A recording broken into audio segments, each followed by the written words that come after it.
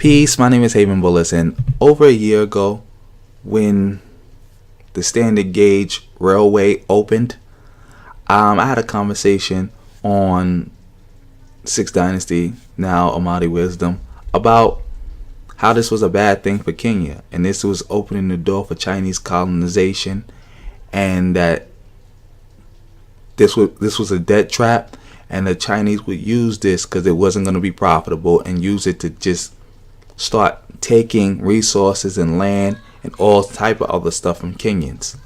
I said that, and people said I was wrong about it, and then now, over a year later, I have been vindicated. And we can just get into this article right now, family.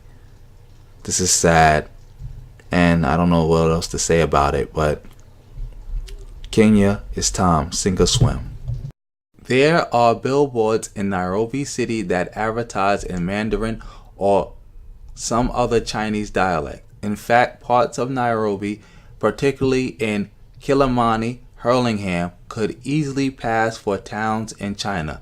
So putting up billboards in the quote-unquote local language could be considered par for the course. In any event, we are invited Chinese dominance with open arms. There is a Chinese hand in any number of Kenya's key industries, not least of which is infrastructure. One infrastructure project that stands out is the standard gauge railway. The obscenely overpriced standard gauge railway, SGR, is the very definition of a gravy train. As my colleague Paul Wafalula wrote in the Standard on Sunday, it cost the Kenyan taxpayer 30 million shillings. One US dollar is worth 100 shillings. That's the exchange rate. So this is actually $300,000 a day to keep the train on the tracks. A figure that comes to an outstanding 1 billion shillings a month. 1 billion shillings is $10 million. And these are just operational costs. Meanwhile, the railway made just 590 million shillings. That's about 5.9 million from ticket sales in 6 months till December 2017. That's the first 6 months it was open, because it opened in June 2017. And December 2017 makes 6 months. So it costs about $10 million a month just to operate it. But it only made $5.9 million in the first 6 months since it's been open. This disparity between revenue and expenses is beyond ridiculous. Which it is. It is beyond ridiculous. It is beyond ridiculous. And the article gets worse, family. We're gonna continue on, but as you can see, this railroad is totally not profitable. Worse still, the Chinese nationals who own the SGR run operations like masters on a slave plantation.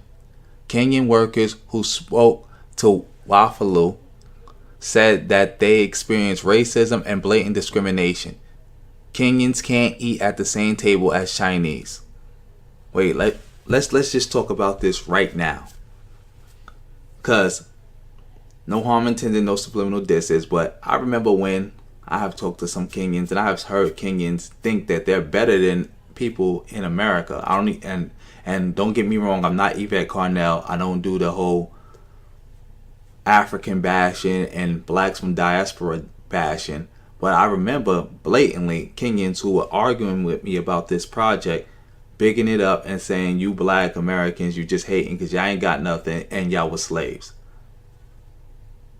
Now, according to Kenyans' own word, they the slaves now. Like, black people were slaves 150 years ago. You're a slave now in your own country. and you don't own this railroad. So it look like you don't have anything either. So you don't own the railroad, and you're being treated like a slave, and you're going through Jim Crow at the same damn time. How you going through slavery and Jim Crow at the same damn time? So not only do y'all get work like slaves, when work is over, y'all gotta go through Jim Crow. Y'all can't even eat with the Chinese. Y'all not allowed to sit at the same table as them. Let's keep going. And when they're being dropped off from work, they can't ride in the same van either. So you can't even ride with them. You can't even ride with them. So you're going through slavery, Jim Crow at the same damn time in your own damn country in the year 2018. Shaking my head.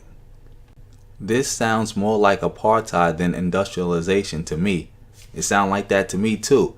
And the segregation is made worse by the fact that the lingua franca, and everybody who doesn't know what a lingua franca is, that is basically the language of business or the government. Like when you have a place where multiple people speak multiple different languages, you need a lingua franca so people can communicate.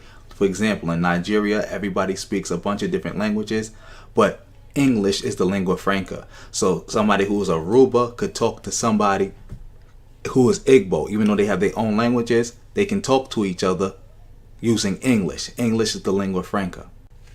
The lingua franca on the SGR precincts is standard Chinese. Notice boards are printed in it and records are kept in it.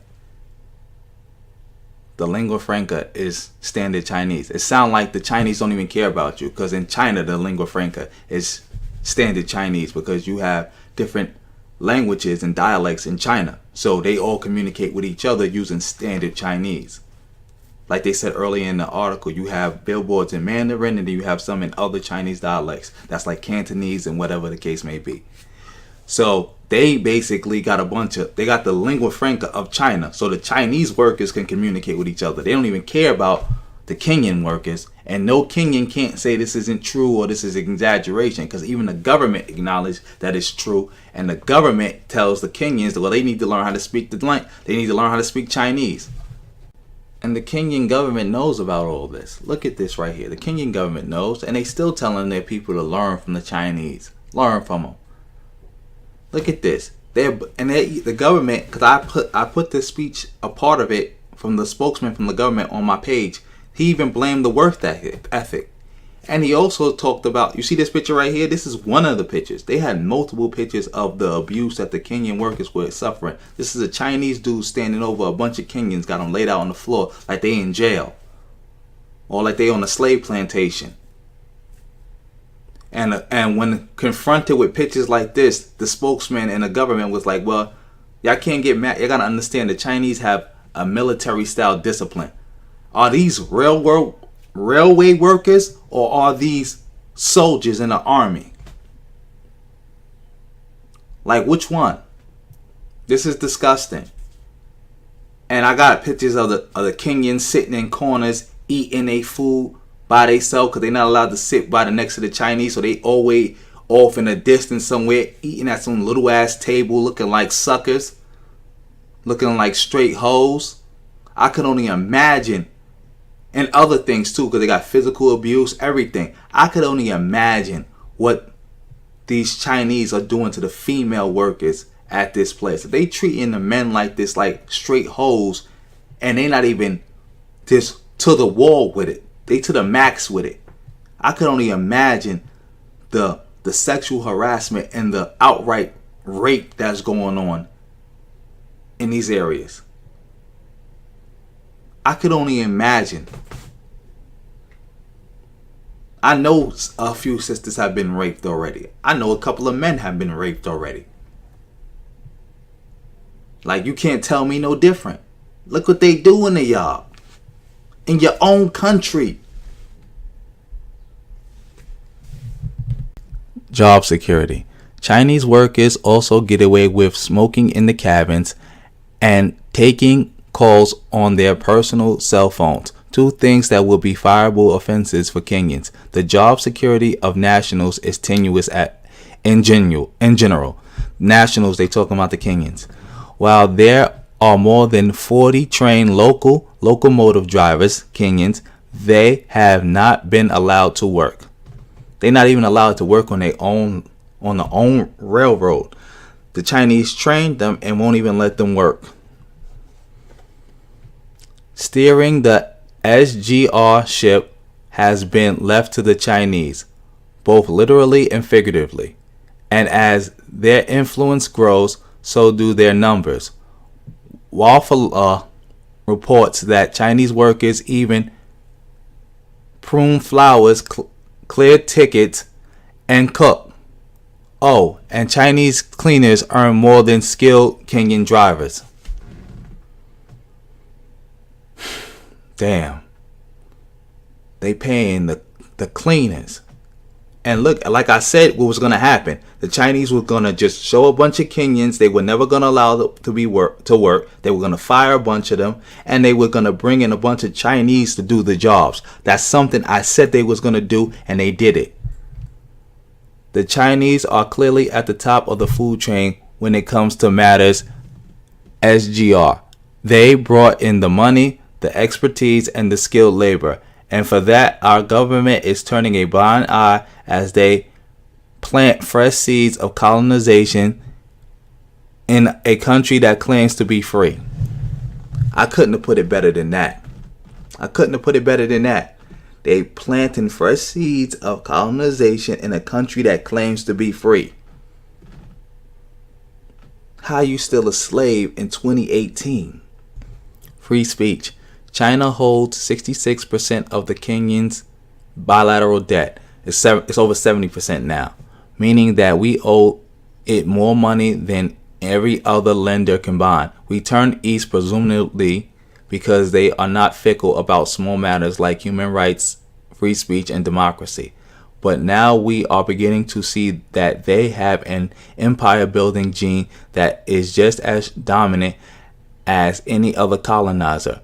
Because what happens in the event that we default on all Chinese loans? Can they foreclose on an entire country? Well, there is precedent. Last year, Sri Lanka handed over its Hambantota port to China to settle part of an $8 billion debt. Closer to home, China has been angling to take over Djibouti's Delaware Container Terminal, a port of strategic value to big players in the global community. And on top of that, they made Djibouti give them a bunch of land so they could build naval bases to settle part of the debt. So Djibouti didn't even get rid of the debt, just like Sri Lanka didn't get rid of the debt totally by turning over the port. Djibouti didn't get rid of the debt totally by giving them land for the military bases. Now they still saying, well, you still owe us and we need to take this terminal now. In countries like the Democratic Republic of the Congo, Angola, and even neighboring Tanzania, Chinese investment has been bartered for huge stakes in the country's minerals, oil, and land wealth. And for the record, Angola, Chinese basically control Angolan oil now. Like, it all has to go to the Chinese. They control it now. The Angolans basically had to just turn over all their oil to the Chinese. Back at home, in addition to deals that saw the Chinese construct the Kiki Highway and the SGR, Kenya brings in products worth billions of shillings from China. This includes products like fish, which we are capable of providing for ourselves. In contrast, what we export to China is a drop in the ocean. Even Uhuru Kenyatta admits that there is a skewed trade relationship between China and Africa. In fact, he is on record asking the Chinese government to redress the balance. But at the same time, it was during his tenure that our debt to China has shot through the stratosphere, meaning that our descendants will be paying it off for generations to come. Which I said, another thing which I said that this debt is not going away. You will not be forgiven for it. You will have to pay this off, and it's a debt trap, and you're going to be paying it off in perpetuity, forever. Like, there's no way out of it. it's like the shit they do in jail. Excuse me, I didn't mean to curse, but like in jail when they give people stuff and then they overvalue what they gave you, and then there's no way you can just actually pay it off unless somebody just magically drops you some large sum of hundreds or thousands of dollars. You're not going to pay it off. And this is basically the game the Chinese is playing with them. What we are witnessing is the selling off of Africa's future for a few bobs. African leaders in many parts of the continent are not just selling their resources, they're selling their people. At the same point, we will need to wake up and say no to this madness. These debts will not be settled in heaven, where some people say they are investing. For us mere mortals, the debtors will come calling right here on earth. Now, in closing, family, I would like to say this. On that live stream, I also said sink or swim. I said when this moment comes, and it will come, and it has come, Kenyans will have to sink or swim. They're either going to free themselves from this odious debt, or they're going to submit to it and go into this new slavery, this new debt slavery. Now the choice is up to the Kenyan people. And I want to play this clip right now. I'm going to close the video out on this clip to let everybody know that it's really serious now. And on that note, family, like, share, subscribe, and peace. You've seen the reports in the regarding how the service is running, the trains, the claims of racism, reports of racism and discrimination, that some of the programs in the trains are still in Chinese, that the Chinese are favored more even in as far as driving these trains. What does all of this also point to in your view? This was a bad project from day one. It was supply driven. China. The feasibility study was done by the Chinese, by the contractor. The contractor does a feasibility study for you. He raises the finances, he builds the thing, and then you give it to them to run. Okay, so there are no governance structures that have been put in for this project. I think the new information to the public, which is not new to people who've been following this, was that we are paying 1 billion shillings a month for the Chinese to manage it. Yeah. So we borrowed from them. So we are servicing the debt. We have already paid them about 80 billion shillings in interest since 2014. So if you look at what we've done, these are export promotion projects for China. China is exporting things. It's exporting steel, it's exporting trains. So China lent us money through their Exim Bank. These are export-import sort of financing banks. So China is promoting its trade. We are then paying an interest on that. We are now paying them to maintain the thing. We are buying spare parts from them. So basically, this is a project entirely to benefit China at our expense. It's not peculiar to us. It's happening all over this part of the world, the Indian Ocean and the Pacific, based on Chinese sort of whatever global ambitions. If you look at the countries which are now in trouble with similar projects, started with Sri Lanka, with its port and airport, which has now been taken over by the Chinese for military purposes. Djibouti is in the same situation. Pakistan is in the same situation. So we are pawns. Wow. We are pawns in a China power sort of global dominance sort of strategy. Finally, in your view, what happens from here? Will we get to a point where this blows up, goes bust for the poor projects you have said from the beginning it was, or are there steps and changes that can be made to make sure it works and Kenyans do not continue feeling the pinch? The problem is now financial, okay? So there's no way other than some refinancing, which I don't know of what kind, we remove the burden from the taxpayer. Right. I did a sort of simple calculation the other day when they said that they don't carry 30,000 containers in 6 months, which means that they're going to carry only 60,000 containers in a year. And based on that, and you look at what the taxpayer is paying, that works out to the fact that we are subsidizing each container as a public. The owner, the commercial owner of the goods is paying 40,000 shillings, and the public is paying 1.3 million shillings per container. Obviously, that will go down if it carries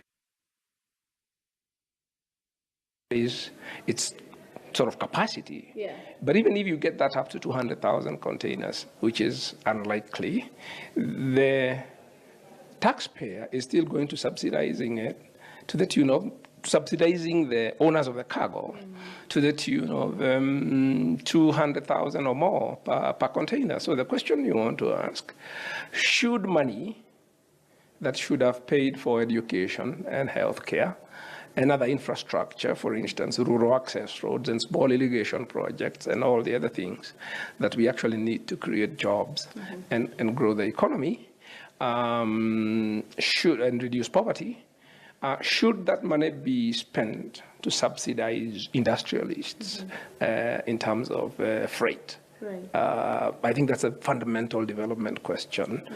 So when I say it fails on the economic, I already explained how it fails financially. On the economy, it fails on that count, that money, the opportunity cost of that money that we are using to subsidize freight, which people are paying for themselves before on the road, is that this money is not available to do more high return development projects. Then if you look at the social, there's a very big social issue which has not featured. The port of Mombasa is there because Mombasa has a natural harbor. Now the harbor is a natural resource of the people of Mombasa. Now what we're doing is creating a public monopoly. You know, people are being coerced to put their cargo on the USGR. So we are moving the port inland. So the harbor is in Mombasa. That's a natural waterway that ships use. But the people of Mombasa will no longer benefit from it because all the port logistics will now be moved inland. Initially to the ICD in Nairobi, but we also hear that it may be moved to Naivasha. Okay. I don't know why. So that's a huge, so you're moving jobs and the economy of Mombasa, which is in many ways a marginalized region in some respects. You're moving it from poorer Mombasa to wealthy Nairobi. So you're moving the dock workers' jobs from Mombasa to Nairobi. Will these people be able to follow their jobs? I don't think so. I think that's potentially a very politically explosive issue. All right. Thank you. Thank you so much, as always, for your time. David, the economist. Yusuf, back to you.